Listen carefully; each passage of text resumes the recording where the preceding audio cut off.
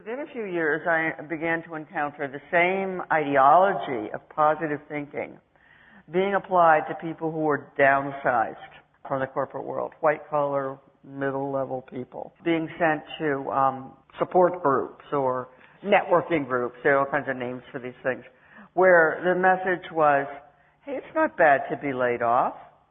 It's actually a good thing. It's actually an opportunity. It's a growth opportunity, and you will come out of it much better.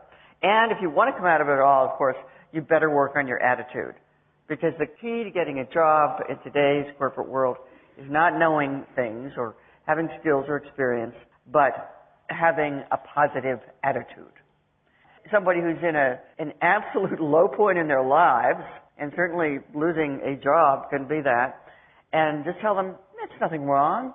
Just put on a smiley face and get on with it, and don't complain, whatever you do. So then I began to see a pattern and find it in more and more aspects of American life. This kind of mandatory optimism and cheerfulness. One area where it is very strongly concentrated now, and has been for some years, is the corporate world, the workplace, where the idea has been, yes, indeed, you better be positive, because you're not really there to do X or Y tasks. You're there to spread good cheer and make the other people around you comfortable and happy all day. Now, you might think, what's wrong with that? I mean, certainly many people have asked me, well, all right, so it's delusional to think everything is okay, or to go to the real delusional extreme. Embedded in all this is the idea that you change the physical world with your thoughts. When you send thoughts out from your mind, they exert a force that brings things to you that you want. So if I were, we're doing this right, we could all concentrate on getting $1 million or whatever, and indeed it would come. There have been a lot of attempts to explain this scientifically. For a while it was magnetism, that thoughts must exert a magnetic force that draws things to you. As we know, however, our heads are not attracted to refrigerators. The magnetic force is so tiny that is exerted by that. Now they talk about quantum physics. I love that. Quantum physics, for some reason, have become an excuse to mock all of science. See, there's nothing real, nothing true, and whatever you think, that's how the world is. So if you think positively, you remake the world positively, according to this pseudoscientific explanation. But anyway, what's wrong with this? Why not delude yourself into thinking, everything's fine and that you can change the world with your thoughts? And I have two problems with it. One, I'll be hardline about this. I think delusion is always a mistake. There's no safe delusions. Although one of the messages of positive psychology in the United States is, yeah, it's good to have some positive delusions about yourself. I think the biggest evidence to that is the financial meltdown of '07. Now, a lot of things went into that, like extreme class inequalities of the United States, and your country too. Greed and an economies based increasingly on finance rather than manufacturing or anything.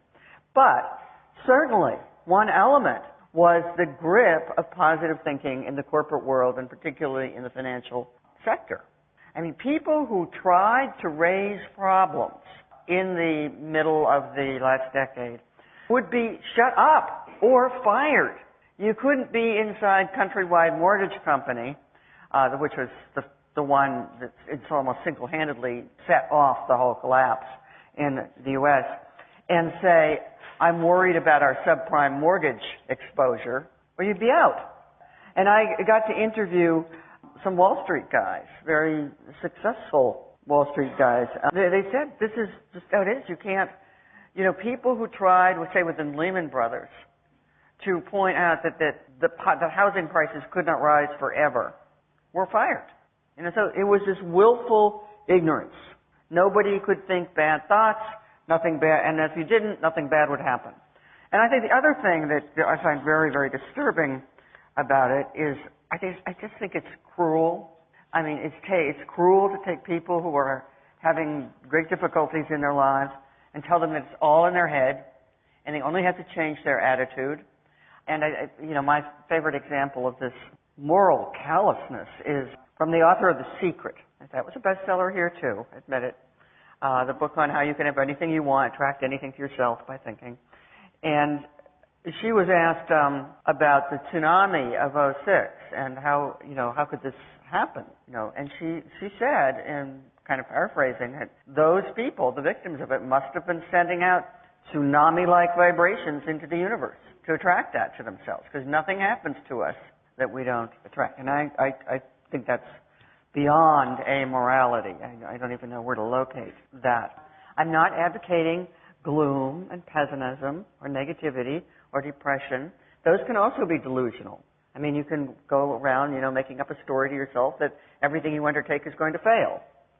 And there's no reason to think that. My very radical suggestion is realism.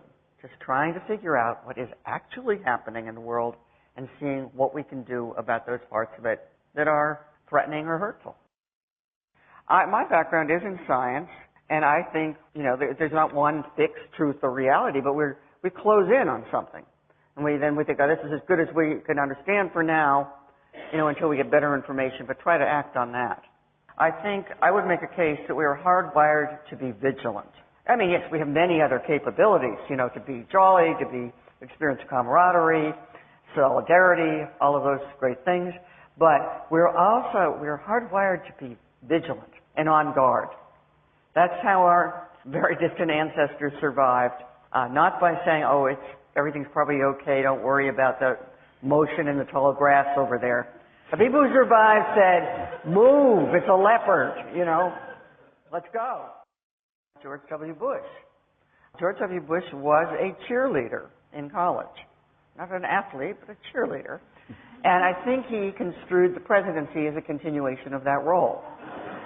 He is one of those people who closed himself in a bubble of positive feeling. Condoleezza Rice said, way too late, that she had doubts about the invasion of Iraq, but she didn't dare express them because the president hated to be around, quote, pessimists. See the equation of pessimism with doubt. So nobody raised any questions about that war within the hearing of the president. Or those that did, like the general who suggested that we were only putting half as many troops on the ground as would be needed to accomplish whatever we were trying to accomplish, he was pushed out of the way. He lost his job, essentially. What could be cleverer as a way of quelling dissent than to tell people who are in some kind of trouble, poverty, unemployment, etc., that it's all their attitude, that's all that has to change, that they should just get with the program, smile and get no complaining. It's a brilliant form of social control, which, by the way, was practiced in the Soviet Union. One of the principles of Soviet communism was optimism. So it's a form of social control, by the way, that is quite widespread, has been widespread in totalitarian types of societies, but I think it has worked very well in America. Take the issue of class inequality. How could that be a problem if anybody can become rich by thinking about it? If any one of us can just attract wealth to ourselves, there's no issue. Somebody raised a parallel to what we call market fundamentalism, right?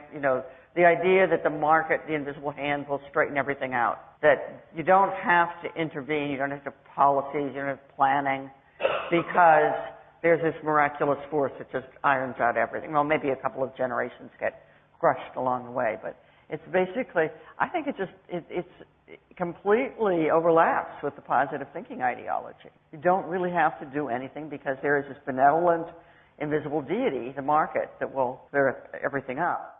And I tell people, you want to really take a mental leap, a sort of a kind of believe that we could change things. It's the powerlessness of positive thinking, because it always just envisions you as a lone individual changing the world. Or not changing the world, redesigning the world to fit your ideas. But we do have we do have power. We have collective power, which we could use to make changes that would end a great deal of unnecessary suffering in the world.